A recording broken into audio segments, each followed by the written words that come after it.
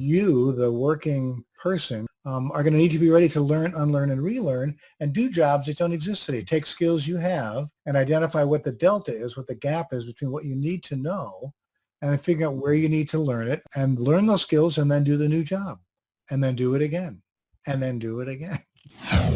Welcome to the My Future Business Show, where we get you in front of your best audience and keep you there. Not only are we interviewing the biggest names in business to help you become even more successful, we're inviting you to book your spot on the show to help you grow your business. So at the end of the call, make sure you fill in the interview application form at myfuturebusiness.com/interviews.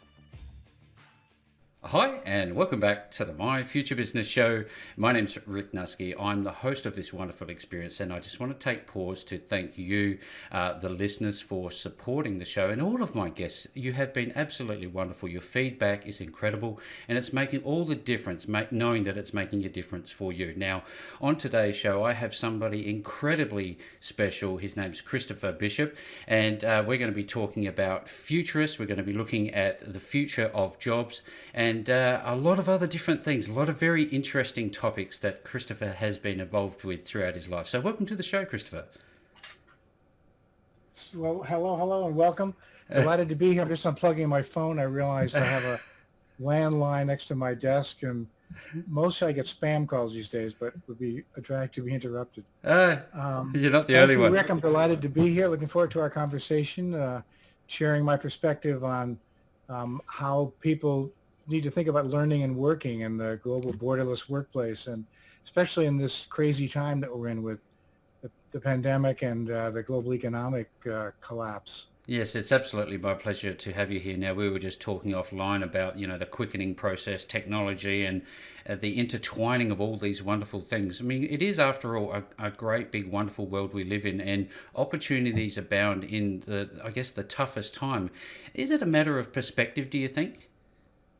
Yes, I think that's exactly right. I mean, I was saying before, I just posted a piece that I've been thinking about for a while that to LinkedIn. I encourage your listeners or viewers to check it out. It's called Chase the Maelstrom, Find the Chaos, Go for the Mayhem. And what it is basically is just suggesting we all keep in mind that there have been these kinds of crises before. Humans have been dealing with this for thousands of years, whether it's like, oh no, somebody put the fire out, we've got to get lightning to strike again so we can cook the woolly mammoth. Yep. But I mean, even things like the Black Death and the Great Depression. But the idea is that certainly while it's trying and challenging, that there are opportunities that emerge out of these kinds of crises. And I would encourage listeners and viewers to think about that. Yeah, well, look, just as a bit of a forward, we will be providing all of the links back to your good self, as well as relevant LinkedIn posts, so people will be absolutely able to find you. Now, I always like to unwind my guests' life, their personal sides, and do you have a story to tell? I was wondering if we can skip back a few years and learn a little bit about your personal journey, and including where you are at the moment in the world. Okay, well, so try to do what we call the Reader's Digest version, right, or the elevator pitch. So I describe myself as a nonlinear, multimodal careerist. I sort of made that up. But I've had 8 careers so far. I have a degree in German literature from a liberal arts college in Vermont, small school. After graduating from college, I got a gig touring with a band called McHenry Spring. Did 3 albums with them, opened for groups like the Eagles and ZZ Top. The band broke up. I moved to New York, became a session musician, toured and recorded with people like Robert Palmer. I did 2 tours and a live album at the Dominion Theatre in London with him. I'm a bass player, by the way. And then got into the session scene in New York, and then realized that the people on the other side of the glass in the recording studio were the ones actually in control and making a living. So I became a jingle producer, writing and producing music for TV and radio advertising. Then became intrigued by the World Wide Web and taught myself to be a web producer in the early 90s, and hung out a shingle as a freelance web producer, and then worked at a couple of agencies in New York, and then much to my surprise was hired by, drum roll, IBM of all companies. Fantastic. And I worked there for 15 years in a variety of roles. Certainly helping put consulting strategies together, because as these execs with P&Ls realized they could actually sell stuff with this wacky web thing, and service clients and deal with supply chain and business partners, as well as analysts and journalists and, other parts of their ecosystem. We, the corporate internet programs team, were pulled into, more broad business kinds of conversations. Did a lot of social media at IBM, was active in the virtual universe community. We built instances in Second Life. I don't know if any of you remember that, but Hmm. and that's still going on to some degree today. And then got offered a package and was old enough to e-tire and left IBM about 7 years ago and been working as a freelance kind of writer and speaker, thinking about the future of work Yeah, you, based on all these careers I've had. yes, absolutely, and that's what I was going to go into if we could do as a bit of a segue, is to ask you, with all of these experiences, these life's experiences, and your personality, do you think that that's given you a unique perspective of how this is all going to turn out in relation to humans' relationship with technology? Well, I do. I mean, I've always been kind of a nerd. I mean, in junior high school, I was like one of the geeky guys with the tape over the glasses.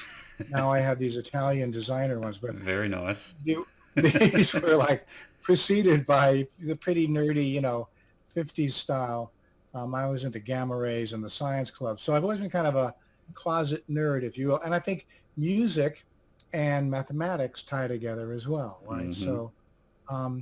But what sort of happened is I got asked to give a keynote address at my alma mater to kick off a bunch of senior week activities because they had a sense I'd done a bunch of different things.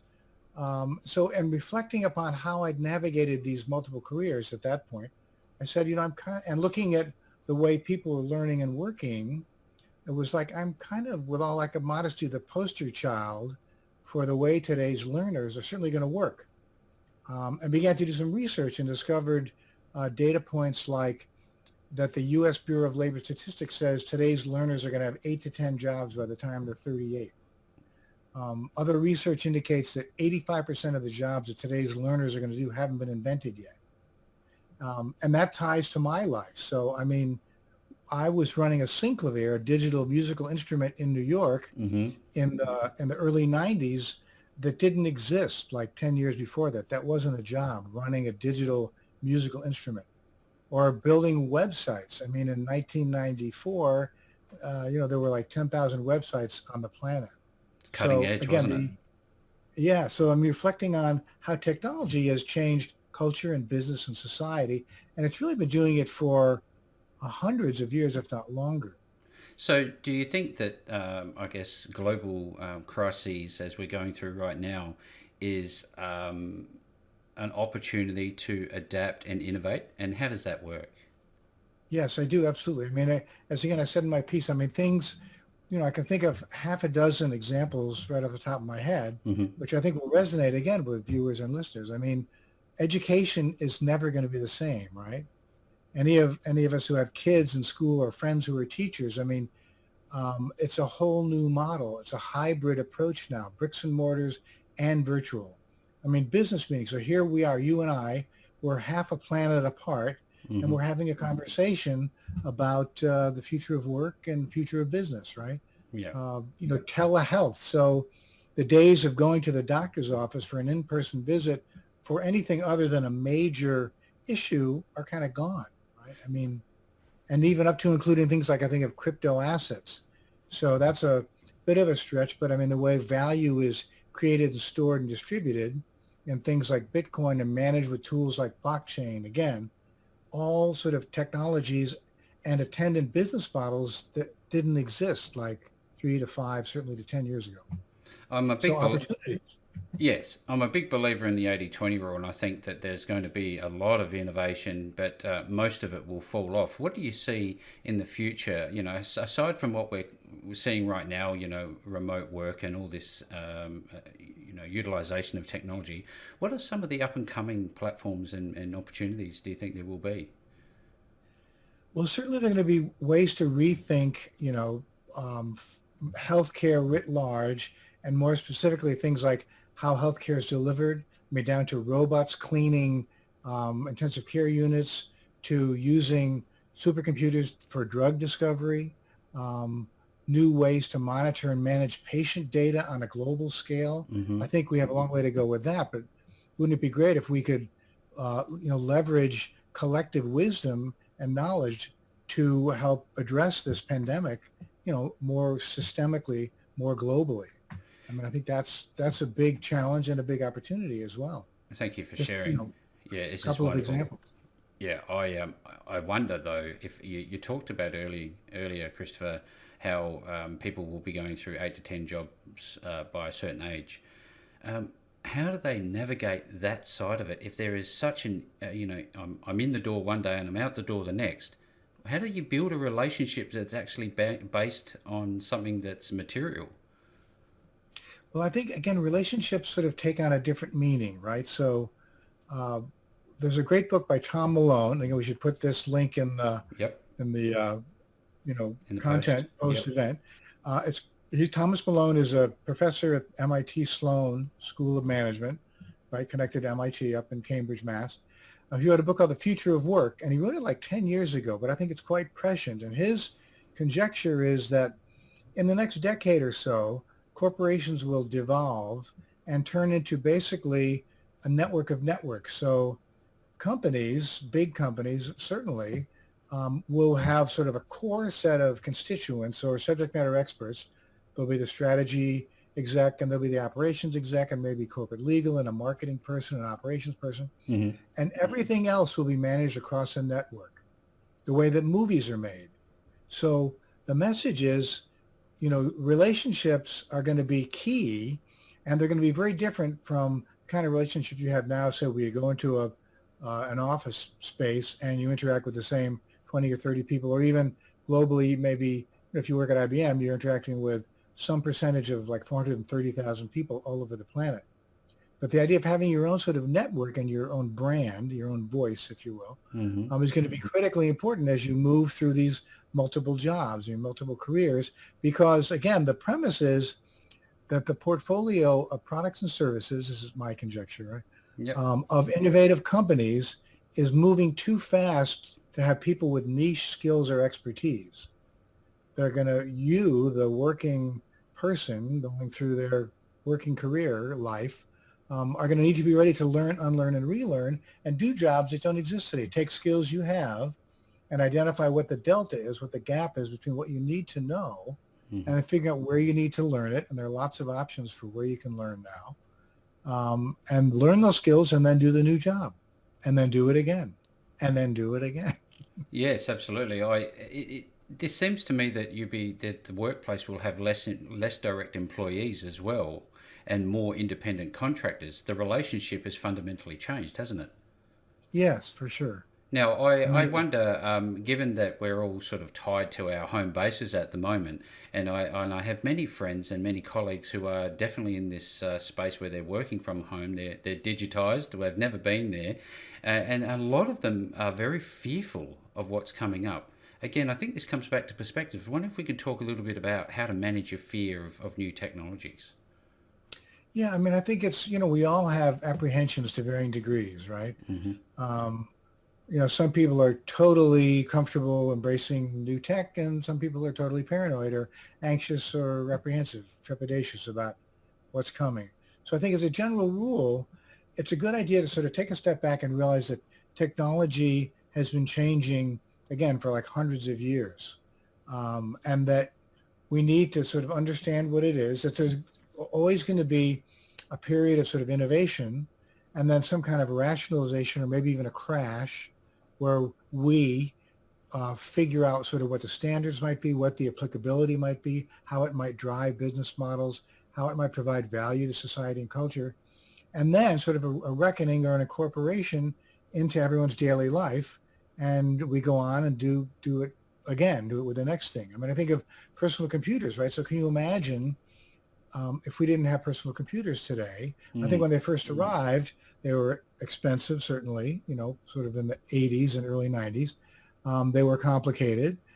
Only a niche kind of small subset of the population could afford them and or was interested in using them. And now it's like on your wrist, right? I mean, this Yeah. isn't a smartwatch, but I mean, it's amazing how the technology has been understood and adopted and incorporated and the value is perceived. So I would encourage people to keep that in mind if you're apprehensive about it. It's almost as if you need to treat technology as a child would today because they just embrace it, don't they? Yeah, well, really, well, they're totally wired differently. I mean, It's scary. it is. We used to say at IBM, we used to have a contest for high school kids to build websites. This is in the early '90s, whatever. And we say, yeah, well, we're trying to find the kids who don't know it's supposed to be hard. We're like, Ah, okay, and that's who we found. You know, these yeah. young kids who just build a website. Okay, sure. We'll figure out what HTML is, and then we'll go. And then they'll teach you. Then I'll teach you exactly. I wonder, I see some marvelous images of you giving talks and lectures and discussions in front of large groups. I'm interested to know of the sum total of the conversations you've had over, say, the last 12 months, what is a common theme of the question base that you're receiving? Well, I think a lot of people are wondering, like, what they're going to do. Like, what are the jobs? Like, how do I get a job? Which I think is very real because people are being laid off, obviously. I mean, the number of unemployed in the U.S., for example, is, just a crazy big Oh, number, 40 million maybe or something it's like that. incredible. Um, so it's scary for sure because I do a fair number of workshops at universities. I've been doing them virtually, needless to say, this spring and summer.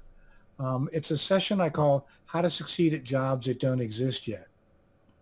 And the idea, again, the theme is that there are going to be opportunities and you just have to be comfortable that you have to chase them in a new way, certainly virtually. I mean, no one's doing in-person interviews, for example. Hmm. But I would encourage, young people, certainly college grads, early career millennials, I mean, anybody really, but certainly someone who's entering the job market and doesn't have any experience or any sense of how it works, to be prepared to embrace this new model and look for opportunities where, as I describe it, where they don't know what it is yet. So, like, what are people doing in drug discovery? Who's leading those efforts? I mean, they're using science in incredibly new ways to accelerate processes, right? Vaccine Yeah. development that used to take 5 years, they're going to do it now in like 9 months. I mean, so who's doing that? And do you, the listener viewer, have skills or even some skills that might be applied in that kind of setting?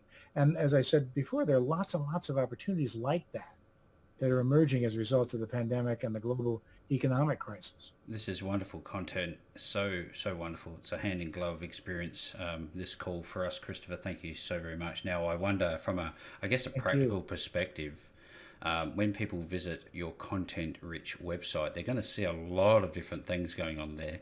And I've spent a couple of hours actually going through all of the content. It's Uh, wonderful. I want to talk about your future career toolkit. Can you share with the audience what that's about? yes, for sure. And thank you for asking. Thank you for spending the time Yeah, look, looking at all my content. I it's appreciate wonderful. it. Um, so the Future Career Toolkit is something that I've been developing over many years. And what it is I tried to take a step back and look at sort of consistent processes and or challenges and solutions that I developed over the years, going from touring rock musician to IBM exec, right?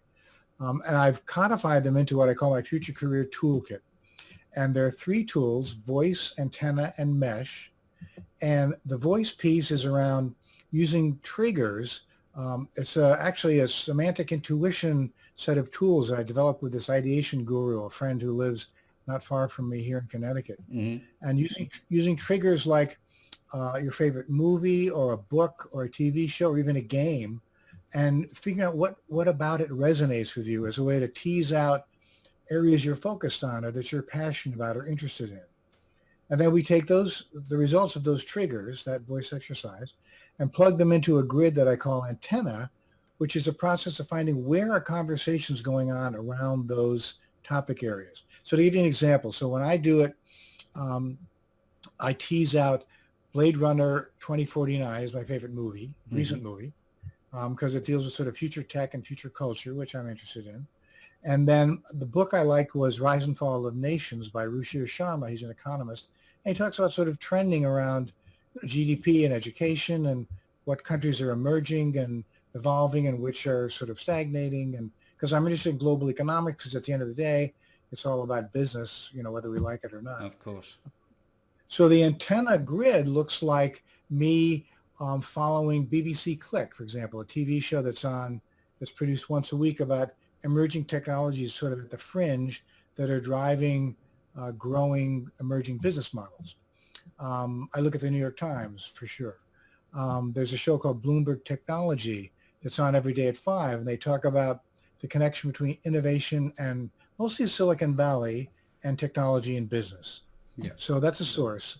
And in the antenna piece, I ask people to call out some kind of longitudinal or temporal framework. So look at the New York Times every day, watch Bloomberg Technology at 5 o'clock, or New York Tech stuff maybe twice a day, and then BBC Click like once a week. So you set up sort of a framework, a pattern that you can use to kind of capture and be aware of conversations around your topic areas of interest, right?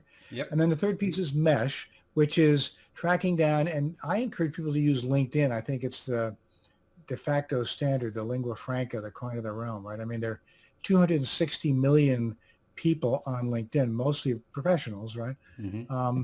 So I encourage people to take the findings from the antenna exercise and figure out who are the actual people and or companies that are doing interesting, innovative work based on the topics that you teased out. And then connect with them and stay in touch with them, follow what they write about, follow them on Twitter, see who they follow, who they think is important or interesting. And again, back to the network building concept. And the more people that know who you are and what you're interested in, the better your odds of landing your next job and the one after that. Thank you. I wonder if we can take a bit of a deep dive into your actual program and I guess the construct of it and what people are likely to find inside of it. Yeah. Well, so this Future Career Toolkit is part of a course that I did for LinkedIn Learning. I spent a week in Santa Barbara on a soundstage at the end of January when you could go out for dinner and hang out in groups. And, you were working. really good. And I was working. Yeah, I was reading from a teleprompter, blah, blah, blah, blah, blah, this content that I had written. But I would encourage, again, viewers or listeners to check out the Future Career Toolkit, which is in this, sort of embedded in this course. To be honest, the toolkit is actually sort of vertical and discipline agnostic, but LinkedIn wanted me to cast it as a way to help future data scientists. So the name of the course is, putting my salesman hat on, Future-Proofing Your Data Science Career. And with all lack of modesty, I think there's some interesting content that sort of preamble that kind of sets it up. But again, I would encourage people who are not data scientists or not particularly focused in that field per se, to go take a look at this course and you could go right to the toolkit. And they've done a terrific job of laying out how it works. And we did it, me and the producer actually kind of walked through building out the grid and explaining the tools and how to use them and what the desired outcome or work product might be. And so, yeah, I think it's all there and pretty clear. So. Is it a linear sort of experience, or is it one of these things that you can use as a resource and come back to certain chapters or parts? How do you use it? Well, I think the toolkit again is something you can use like your whole life, your whole kind of set of careers, if you will, because they're designed again to be sort of vertical or discipline agnostic. It's a way to identify what you're passionate about or interested in or have skills in, and that's going to change, right? For sure. Mm-hmm. I mean, as people go through these multiple careers, their skill sets are going to change. Just like, I was a touring rock musician who knew how to work in a studio with headphones and play in tune to a click track. And I went from there to, writing tweets for the CMO at IBM, like describing new product launches. So who would have again, thought? Different. Yeah. Who would have thought, right? Different sets of skills, but some transferable aspects like creativity and again, working to a timeline, working to a schedule and working at a certain level of sort of productivity or whatever. Mm-hmm. So the toolkit, your voice is going to change for sure. And the antenna therefore is going to change. The people and sources and channels that you're following are going to morph and evolve. And so is your mesh, your set of contacts, your sort of three-dimensional data visualized network of networks, if you will. You have a wonderful mind, and you obviously just like a sponge. You take in knowledge. I wonder what other magnificent minds do you follow, either in books or audio books? Who do you follow at the moment? Well, so one of the, I'm going to break away and show you this book. Yeah, sure. I just finished reading, which I encourage you to check out. Um, it's by And by the a way, can I writer. just say I'm going to steal your chair? That looks very comfortable. Oh, yeah, it's good. It's very nice. It's a little big for the room, but my wife got it for me. It's comfortable. So here, this is a book by Philip Coggan, right? Yep. He's a writer for The Economist magazine, and it's a history of the world economy from the Iron Age to the Information Age. And it's a fascinating study in how sort of business and culture and society have evolved, and it's quite detailed, but his style is really great. So I would encourage people to check that. If you're interested in, again, sort of the meta picture around sort of culture and business and technology, because he talks about, technology as a thread, obviously, through the discussion around global economic evolution, if you will. That's wonderful. Yeah. So that's one guy. Tom Malone, again, the author of that book, The Future of Work. There's a futurist named Gerd Lienhardt in Zurich, and he does some wonderful webinars that I follow. Actually, a guy named Alan DeHaze, who's the CEO of Adecco, right, a staffing agency, is a very forward-thinking, insightful kind of workplace futurist. He's someone to explore. And I can send you links, or we can collaborate afterwards to make sure this information is available to your audience. Another guy named Ravin Jusuthan. He's a senior exec at Willis Towers Watson, and writes and speaks about future of work, and really, really brilliant guy. There's also an MIT organization called the Institute for Work of the Future, a woman named Elizabeth Reynolds. And I'll share this list with you so we can share it with your viewers or listeners. But that's what we're all about. Those are some of the kinds of people. Yeah, we're all about adding value and sharing the wealth of knowledge that is available to us, which is, again, a product of technology, isn't it? Yes, for sure. I find I like to follow people that are academics, for sure, but the most interesting to me are the ones that sort of balance or split between academia and the real world. Because the private sector and public sector collaborations along with academia, that's sort of where innovation is taking place, and I think they're going to lead the next generation of innovative business models and technological breakthroughs. Where the rubber meets the road, as it were. I'd like to ask you, if we could, about your talk, your TEDx talk on openness. Would you be able to share that experience? How was it for you? It was great. I then was asked to join the board, which was exciting, and we produced a couple more events after that. But I was introduced to the woman who's the executive producer, this woman, Randy Joy. And TED, as you might imagine, runs a very, as they say, a very tight ship. Very structured. Very structured. They protect their brand in no uncertain terms, right? Fiercely. So, yep. Yeah, fiercely, exactly. So in terms of coming up with a theme for the event, and then keeping the content sort of on topic was challenging. To be honest, I think my talk is a little bit of a dog's breakfast, as we used to say. But I sat with the board and kind of went through what I wanted to talk about. Plus, you have like 9 minutes, so it's like writing a rock song with 3 chords, 1, 4, 5. Yep. Got to be focused. I practiced that thing word for word and took out words here and added words there and took out a slide here and expanded on this slide. Because you get out on the stage and there's a timer in front of you up on the balcony. Oh, really? Counting down. Oh, no pressure. You're trying to be relaxed. And you got to look like you're loving it. Well, exactly. But it was great. So, they sat with me and said, okay, talk about this, talk about that, talk about this, don't talk about that.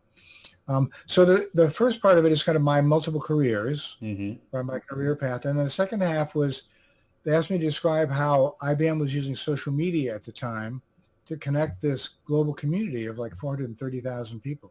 And they did some really interesting, smart things. Early adopters of Twitter and tweet chats, and again, virtual universe tools like Second Life and Unity 3D and OpenSim, ways to get to train managers in virtual environments with avatars representing the managers. I mean, it was cool. You have had such a wonderful life experience thus far. I guess I'd like to know what your actual day looks like. I think that's very interesting in terms of touched on mindset earlier. Do you have days where you wake up and you go, you know what, I need a bit of a boost. How do I get myself into gear? How do you go about that? Yeah, well, for sure. So the way it's been going here this summer is I sort of get up and I have coffee out on the deck. We have a deck kind of overlooking the woods, and Very I nice. typically will read. I'll look at the New York Times. I'll look at Bloomberg. Certainly check my email. There's a great app called Espresso that The Economist magazine puts Yes, out, and they update every morning. And they have sort of global, really succinct kind of snippets about what's happening, both politically as well as from a business perspective all over the world. Um, and then I'll think about, I mean, working on a book, so that's sort of something that I do when I have time, hmm, fitting it in. But I look at what people are writing or posting on, say, on LinkedIn or on Twitter. And as I said today, I've been working on this piece for a while, sort of my Chase the Maelstrom view, and kind of writing it, refining it, editing it, tweaking it, finding the right images. And I just posted that this afternoon. So I try to post something like every, 10 days or 2 weeks. So I always have ideas, I sort of like a blog list of possible topics that I think are intriguing, that I want to write about. And yep, then very often I'll do some reading. I'll sit down and like work on a book, or I have a new book from another writer at The Economist, sort of the history of economists. I think they've got like a dozen sort of seminal thinkers in the world of economics, and sort of fantastic. their lives and how they evolved their theories and like that. I often have book authors on the show. I have a special place on the show for book authors because I love to deep dive into the contents of a book. It'd be wonderful to invite you back. Now, I think about when people arrive at your website, they want to get their hands on your program. How are they going to go about finding you, and where are they going to go? Yeah, well, certainly I accept pretty much any and all LinkedIn connection requests. Hmm. And the reason I do that is the flip of that is when I'm talking certainly to university students or early career millennials, my admonition to them is add 5 people a week to your LinkedIn profile. You're wagging my finger. Make it a job. Yep, Like if Friday at 5 o'clock rolls around and you haven't added 5 people, get to it. Find people who are doing interesting work that are tied to something you want to be doing in the future, or that are providing, say, thought leadership or guidance around a project you're currently working on or an area you're exploring. Because again, it's a numbers game, right? At the end of the day. So that's certainly what I encourage people to do. Um, you know, I think of it as like direct mail hmm, back in the old days. Some of your audience may not be young enough to remember that, but you send out 100 postcards, and if maybe 1 to 3 people responded, that was a pretty good rate of return. pretty happy And with the that. same kind of thing is true of, say, sending resumes or reaching for people. And I find on LinkedIn, people are generally, um, you know, willing to connect with you. So that said, reach for me. Anyone who's listening or watching, I'm happy to accept your connection request. I also do sort of one-on-one coaching. I've been doing some of that via Zoom. There's a woman data scientist in Toronto. We've been having weekly sessions, sort of giving her guidance around both the data science field and career paths in general. I would encourage people to look at my course, check out the Future Proofing Your Data Science Career. And again, if you're not a data scientist, you can go right to the Future Career Toolkit, as I mentioned, and explore that. I think you'd find that to be very beneficial. Thank you so much for sharing. Now, for everybody who's on the call today, as is normally the case, I'll be making the links back to Christopher at improvisingcareers.com. There is a lot of great content on there. There's the LinkedIn website, all of the relevant information that you're ever going to need to learn more about your future and your involvement with work in the future. Now, Christopher, with all that being said, I have had just such a wonderful time spending some time with you on the My Future Business Show today. Well, thank you. So I have my closing comment, which I like to share with your audience is, again, when I'm speaking to people, say, apprehensive about future business models or new careers or job paths or whatever is, I say, You guys and gals are going to create stuff that's going to look like magic to me. So get to it. I want to see it. Absolutely, absolutely. I Now, mean, we're at a seminal moment. you and I are going to be spending some time after the call arranging all of these wonderful links and resources for our audience. So, again, thank you very much for spending some time with me on the show today. Well, thank you for inviting me. It was my pleasure. Delighted to be here. Thanks for joining us today. If you enjoyed the call, then make sure to subscribe, leave a comment, share us with your friends, and book your spot on the show at myfuturebusiness.com/interviews. And if you're looking for solutions that will help grow your business, then visit myfuturebusiness.com/shop.